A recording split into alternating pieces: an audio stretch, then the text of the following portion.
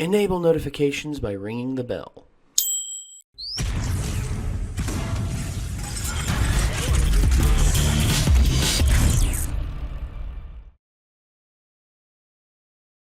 We're being those guys that are like, yeah, it's like halfway through summer. It's Halloween time, right? Yeah, it's Halloween time. Time to scare the shit out of some people. This is Halloween. This is Halloween. Yeah, we're in scare mode right now, ladies and gentlemen. And what we mean by that is we've actually got two. We'll watch two of them here. We'll watch disturbing true Snapchat stories. We got one here, and then we'll have another one lined up as well. So that was pretty short. So. Oh yeah, they're both only like I believe like 3 to 4 minutes apiece. So we'll watch two of these, and these are the disturbing true Snapchat stories by Mr. Nightmare, but animated by Llama Arts. I'm excited because I'm a big fan of Mr. Nightmare. I'm subscribed to his channel, and I've listened to him. Ooh, look at that! That's actually. Oh yeah, yeah, it kind of looks night vision-y. Yeah, kind of does. Actually, yeah, let me turn up the lights just a little bit more. All right, hold on. There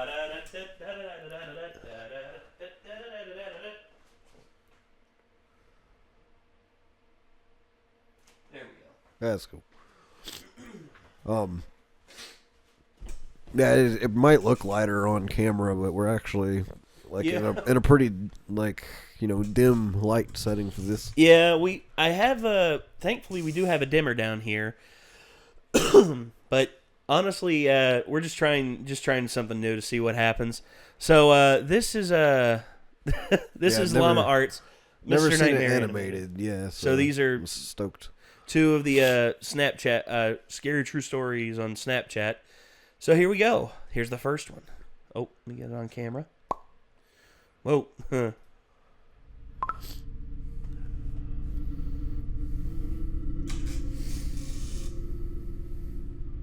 This happened a week ago. Up until a few days ago, I went to a small, local gym in my now previous New Jersey town called Black Bear Fitness. One day, I had the misfortune of running into some skinny, awkward, yet creepy-looking kid, probably 18 years old. He didn't look like he belonged in a gym at all. I had headphones in and I was doing my set when I heard him saying something to me, but it was muffled by the music. I was already annoyed with this kid, given that he was breaking an unwritten rule of the gym. Don't try to talk to somebody when they're doing their sets. Yeah, I took my time finishing my set, and then took my headphones out to ask if he needed something. Then he started acting like I looked familiar, but right away I knew this kid was just trying some pathetic attempt at making friends. I assured him I didn't, but the kid wouldn't stop talking to me. I'll skip most of the conversation, but eventually he actually asked me for my Instagram and Snapchat, weirdly enough, and for whatever reason I gave them to him. Instead of just saying something like, "Buddy, I'm trying to work out," or "I don't have social media." After I gave him my Snapchat and Instagram, however, I did kind of urge him to let me resume my workout. He finally seemed to get the message and walked away. Not without saying bye like 3 times though. That night I got a snap on my phone saying "from Sean." I immediately sighed and said, "Oh no." Just wondering why the hell the kid would snap me. I opened the snap, and the kid was in a creepy, weird pose, face way too close to the camera, with his head resting in his hand and a half smile on his face. The text over the picture was "Hey" with 2 Y's. I muttered the words, "What the fuck?" For the record, I'm a guy, which made this even more weird. My thought process was, I've had enough of this loser already. I'm gonna remove him and make it clear I don't want to talk if I see him at the gym again. And so I did. I removed him minutes after he sent that snap. I'm sure not even a minute later, again a message popped up on my phone, saying "Snapchat from Sean." I waited a few minutes before opening it. This one was even creepier. Now the kid was sitting up on his bed, no smile, more of a surprised, angry expression. The text over the image said, "Why did you remove me?" Now I went as far as to block him, meaning he couldn't snap me anymore. Hey, there you go. That. I threw my phone on the desk and sighed out of relief. Forgot Half an about hour the later, Instagram. my phone goes off, saying Sean added you as a friend, and then Snapchat from Sean. He actually made a new account. Ah. I opened the snap and felt my heart drop. It was a picture of my front lawn. The text over it, "Answer me, bitch." The first thing I could think of was, how did he find my address? Then I realized, Snapchat made that new map feature that lets you see where your friends are. Somehow I had the balls to open the window to see outside. It was clear out there. I shut the window and the blinds and started considering calling 911. I'm calling the police. It was the sound of taps on the window. I took a deep breath, and with one swift motion, I pulled up the blind and the window at the same time and pulled the kid into my room by his neck. I punched him in the face a few times before he was out cold. Damn. Now I called Nice. 911. By the time they arrived, he was awake, cursing me out, promising he'd be back and kill me. The cops heard it all. I didn't even have to make a case. The kid was an idiot. Luckily, the timing of this worked out well, because I just moved a couple days ago out of state. Only thing that worries me, I don't want to have to make a new Snapchat account, but anytime somebody new adds me on the app, I'll never know if it's secretly that Sean kid again.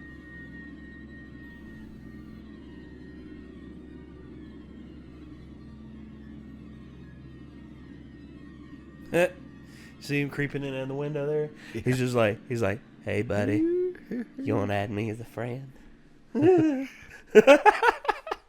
So, yeah, that's the first one. This is why I don't use Snapchat that much. Well, there's another reason. I don't use it at all. I have it because, some family members do, but that's really it. I don't really use it. I barely do. I just don't see the point to it. Well, I don't know. I guess it's just people's just like, "Oh, it's a newfangled way of doing things," and I'm just like, okay, good for you, but what's the point in me using it? It's the entire point of the app is to send pictures to someone that will not be permanent pictures, and therefore the only possible use I can think for that is to send racy pictures to someone. Yeah, in which, here's the thing. It's like, oh, but that picture's not permanent. Snapshot. Yep. Yeah. But somebody said it tells you if someone screenshots your picture, but even then, you still got the thing where it's like, "Hey, you screenshotted my picture," and then that's awkward because you're gonna have to be like, "Delete that," and they're gonna be like, "Okay," and then they didn't. And then it shows up on, Pornhub. Dickpics.net or something. Yeah. Which, here's the thing. I'm not proud of this. I sent a dick pic once. Hopefully, it was asked for.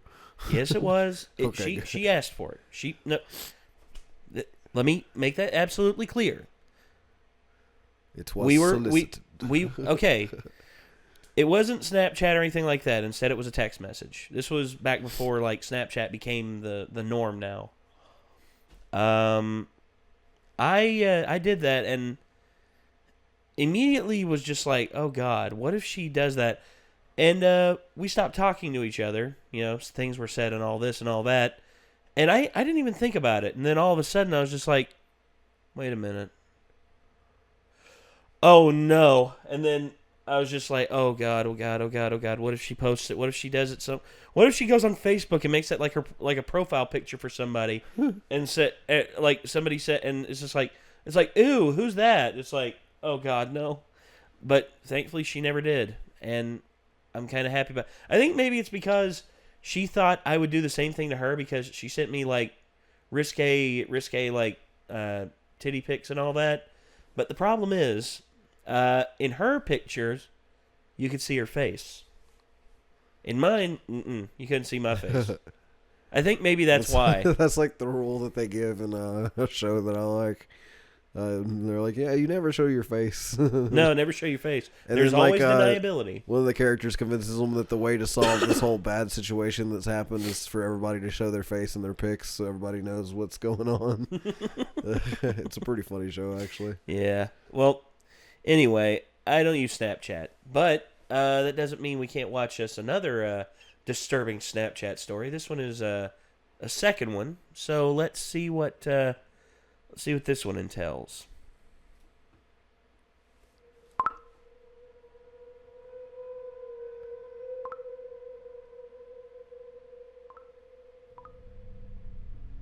This is a short but terrifying story of something that happened when I was Snapchatting a friend. I'm pretty young, I'm only 13, still in middle school. A girl I really liked had just recently started snapping me selfie pictures, and we started messaging each other for a few nights. One night when I was watching TV, she sent me a snap of herself laying in her bed without a caption. I sent a message saying, "What's up?"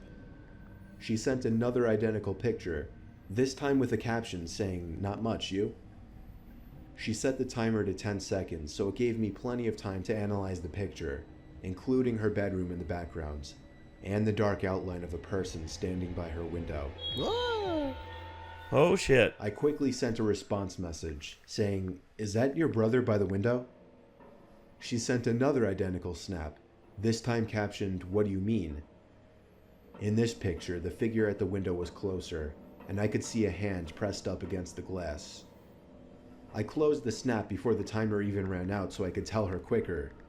I said, "There's somebody at your window, turn around." She opened my snap almost immediately, and then I didn't hear from her again on the app. Oh, God, I grew more dude. and more worried as the minutes passed. I texted her a few times to no avail. I tried calling her a few times to no avail as well. Oh, I the didn't bunny know her got house sad. number, otherwise I would have called her parents. It wasn't until midnight when I was already laying in bed that she finally texted me back. She explained the whole situation. As soon as she looked at her window and saw the person standing there, she screamed. And that caused the person, who turned out to be a 20-something-year-old man, to open the window and jump into the room. From there, she ran to her parents' room and woke That's why her I keep your dad, windows who locked. went to her room Yeah. to find nothing but an open window. It wasn't exactly a personal story of mine, but it freaks me out nonetheless, knowing that the only thing that saved my friend from whatever could have happened was the fact that I was able to see the window through her selfies, unbeknownst to the creeper at her window.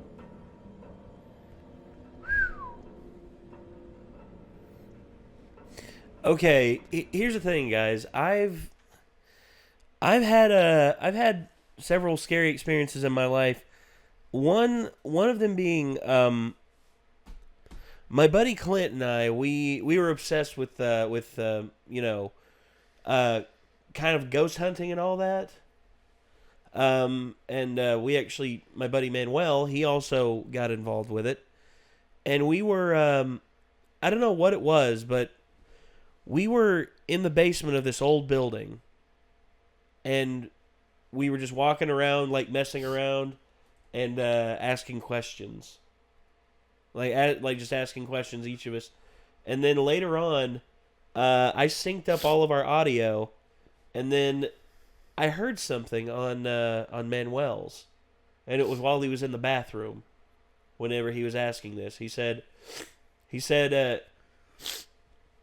I forget exactly what he said, but it was something relative to the bathroom. And then all of a sudden, excuse me, I hear a voice say something very low. It was almost like, and I'm like, wait. And I go back and I play it back again and I turn it up, and it sounded, I don't know what it sounded like, but it sounded like somebody trying to say something very, very fast. Like they had a limited amount of time to say something. Yeah. And I slowed it down, and the word, it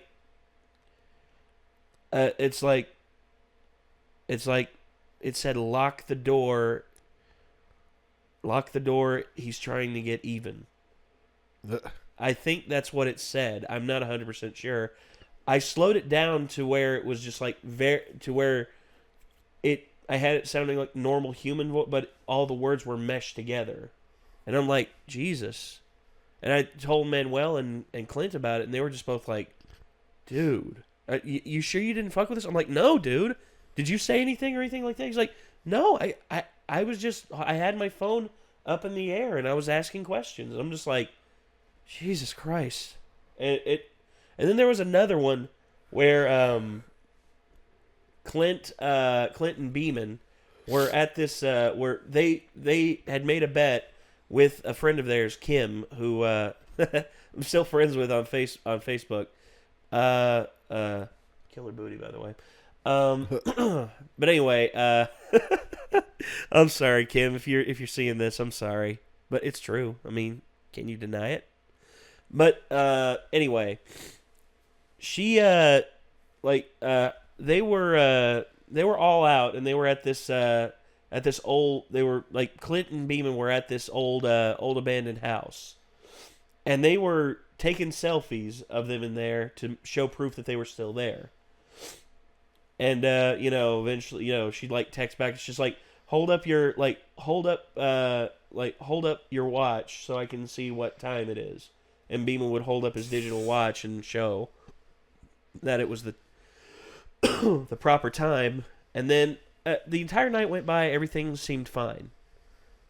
And then I asked Kim if I could look at the pictures, so I could look at the Chronicle as well.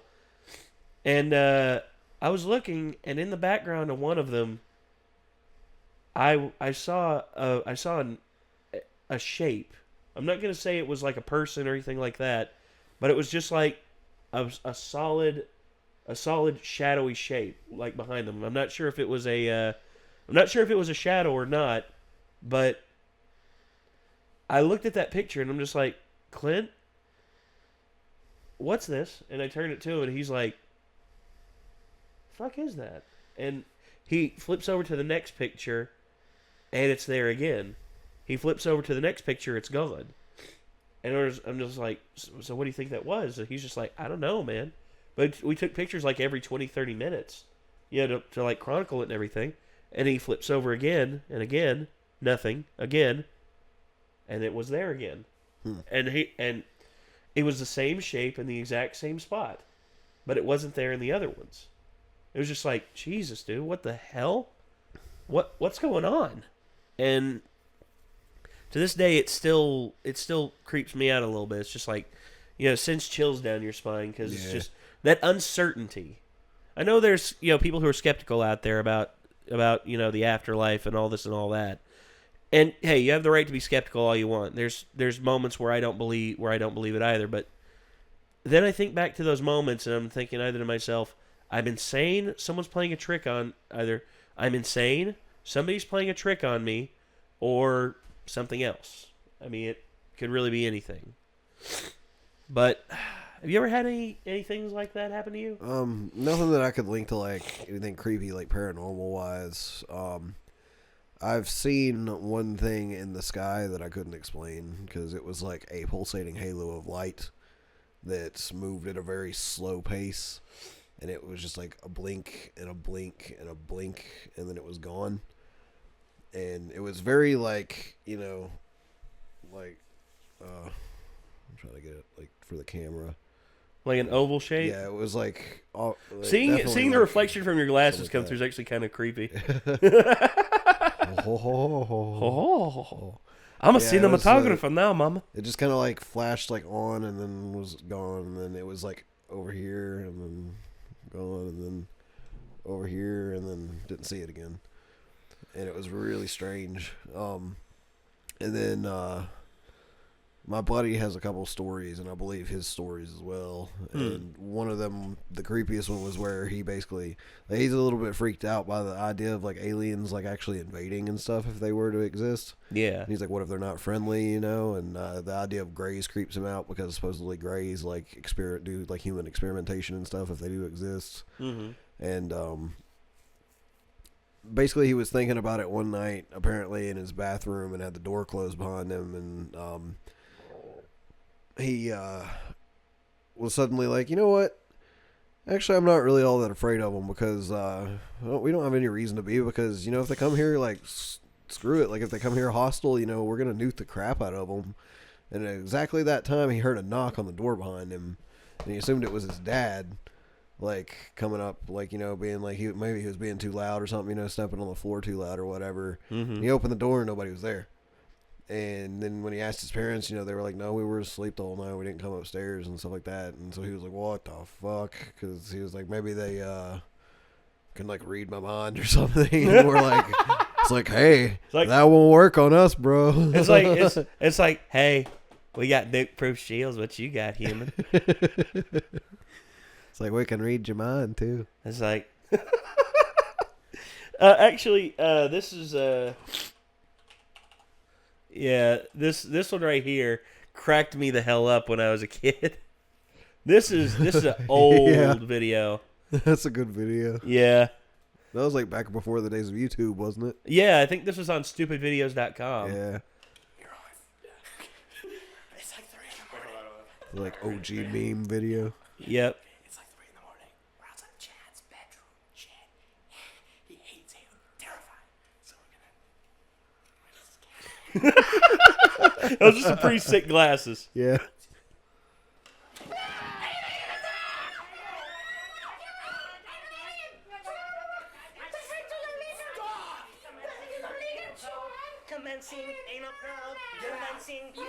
Rolling. Who's scared of aliens, Rob? Chad. And who's vulnerable to an alien attack while he's in the shower? Chad. Anal probe.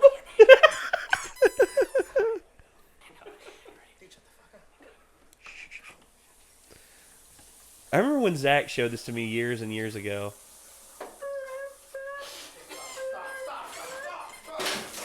Oh, Jesus. It's a little after 4 a.m. Guess who has an important meeting in the morning? Chad does. Guess who's attacking tonight? Let me get some aliens. Dude, what was that? Guys, you I don't know what the hell you're doing. Chill, what the hell is that thing? How the hell did you do that? Dude, we're gonna soon enough done with my meeting. Get out of there. Get out of there. We're gonna go to my own place tomorrow, all right? Check.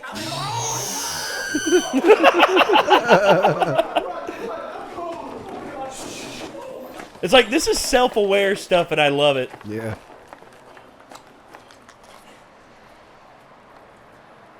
See, if they would have ended it right there, that'd have been perfect. But this... I guarantee you that's what your friend imagines himself doing. Pretty much.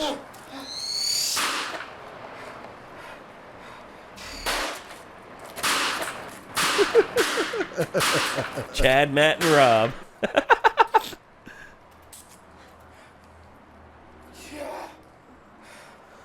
It's like, you said he wasn't ready for an alien invasion. My ass. He was ready for an alien invasion.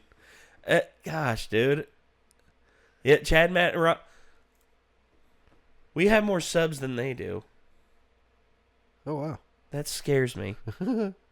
I'm frightened. We're going to end the video now. Have a good night. Bye-bye.